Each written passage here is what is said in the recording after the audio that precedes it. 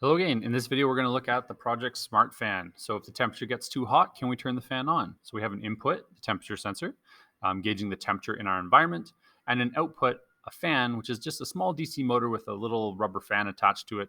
And it'll be pretty cool. You could imagine something like this being an automatic fan in a bedroom that turns on when it gets too hot, or maybe one of those like little tourist hats that you have where the fan's built into the brim of the hat. So, if you're getting too hot, it just turns on itself. So we're looking at small scale here, but the idea is universal.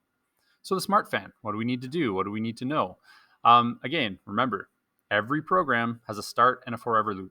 So start, it's pretty simple. We're going to just initialize an OLED screen. This is just a really small computer screen that attaches directly to our board. And this board will simply update periodically with the actual temperature. So we can know the temperature in the room, because we don't want to just have the temperature sensor feeding data to the fan and just having to know if the fan's on or off if it's hot. It would be nice to know the temperature at any point in time. So we're going to use the OLED screen for that. So we're going to initialize it, and it's important that you initialize it with a height of 64 and a width of 128 pixels. If you reverse these numbers, half your screen will look like the fuzzy screen on a TV. Once we're done the start loop, that's pretty simple. We're going to go into the forever loop, and we're going to start thinking about the logic. Okay, the smart fan. We need to know, is it warm? And if it's warm, we need to turn the fan on. So let's look at what that might look like. So forever, we're going to start by clearing our OLED screen. That allows us to then write to it again in the future. We're going to probe our temperature sensor. We're going to hook that up to input pin 2. Then we're going to set the variable temp to temperature. And you can call temp temperature. You can write out the full word if you'd like. But again, we have to remember to create a variable called temperature, which is going to store the value from our temperature sensor. Then we're going to display the current temperature on our screen. That way we can visually see what is the current temperature in the room. And then we're going to ask our first conditional statement. Is the room hot? I've chosen to use 25 degrees Celsius for my example. You can change this. I would recommend maybe using 25 the first time around and then changing it to some other values to see how it affects your code. But, if the temperature is less than 25 degrees Celsius, I'm going to say no, the room's bearable. If the temperature in the room is greater than 25 degrees Celsius, that's getting quite warm. Let's turn the fan on. So is the room hot? No. Well, what do we have to do? It's pretty simple. We just keep the fan off, turn the fan off, and we return. Remember, when we return, it's going to return to the start of the forever loop. And I use that little number 2 to showcase the number 2 up here by forever. So we'll just get stuck in that loop. So if I just zoom out just a little bit, we can see really quickly that if the temperature is less than 25, our program will just continually ask the same question. Is the room hot? No, return. Is the room hot?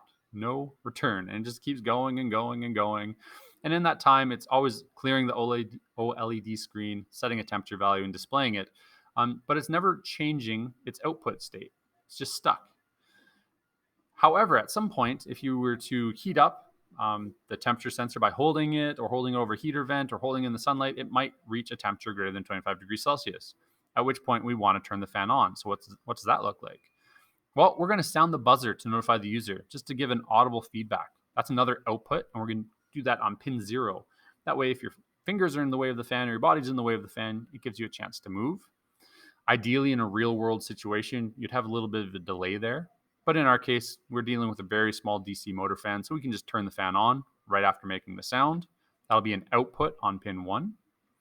Then we're going to wait 5 seconds, turn the fan off, wait half a second, and we're going to return.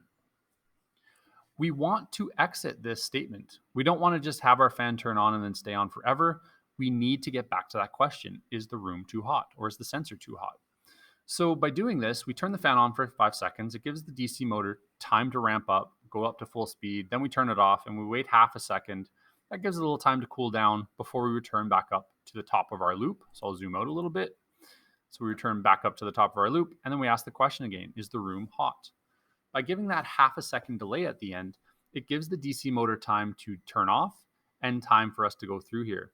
Because our little microbits and Arduinos, they can ask these questions really fast, way faster than we can think or talk.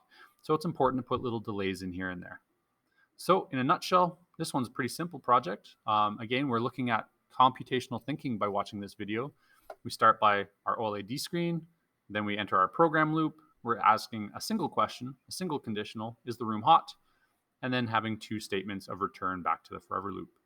Thanks for watching the video, happy coding, and please follow along with the project to get your own smart fan set up.